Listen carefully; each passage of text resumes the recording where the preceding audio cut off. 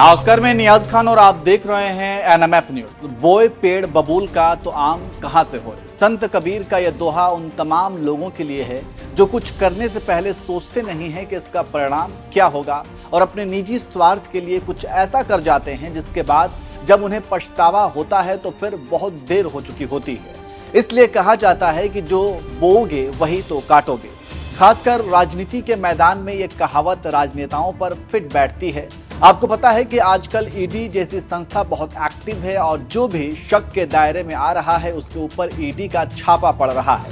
अब कुछ लोग इसे भी ये कह रहे हैं कि ऐसा डराने के लिए किया जा रहा है, लेकिन बात वही है कि केंद्रीय संस्था के पास इतना फालतू टाइम थोड़ी है कि सिर्फ परेशान करने के लिए वो छापा मारती फिरे। और सबसे अहम बात कि अगर किसी ने कोई भ्रष्टाचार ही नहीं किया तो फिर ईडी से डर किस बात का। लेकिन राजनीति करने के लिए किस तरह से नैरेटिव गढ़े जाते हैं। खैर, इस वीडियो में कांग्रेस नेता लुईस खुर्शीद, जो कि पूर्व विदेश मंत्री सलमान खुर्शीद की पत्नी हैं, उनके बारे में बताने वाले हैं, क्योंकि ईडी ने इनके खिलाफ बड़ी कार्रवाई की है और जाकिर ट्रस्ट की सारी संपत्तियों को जब्त कर लिया है।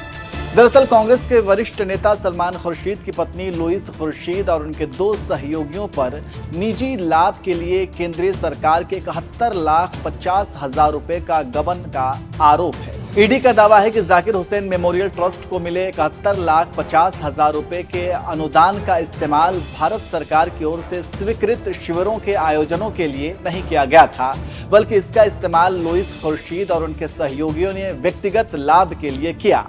बस इसी मामले में ईडी ने बड़ी कार्रवाई करते हुए फर्रुखाबाद जिले में स्थित 15 कृषि भूखंड और ट्रस्ट की कुल 45,92,000 रुपए की कुछ बैंक जमा राशि और अस्थायी रूप से कुर्क कर लिया गया। आपको बता दें कि यह ट्रस्ट विकलांगों की सहायता के लिए बनाया गया था। वहीं 2012 में एक स्टिंग ऑपरेशन में यह दावा किया गया कि केंद्र सरकार की तरफ से जो भी अनुदान इस ट्रस्ट को आया उन पैसों की निजी स्वार्थ के लिए इस्तेमाल किया गया है।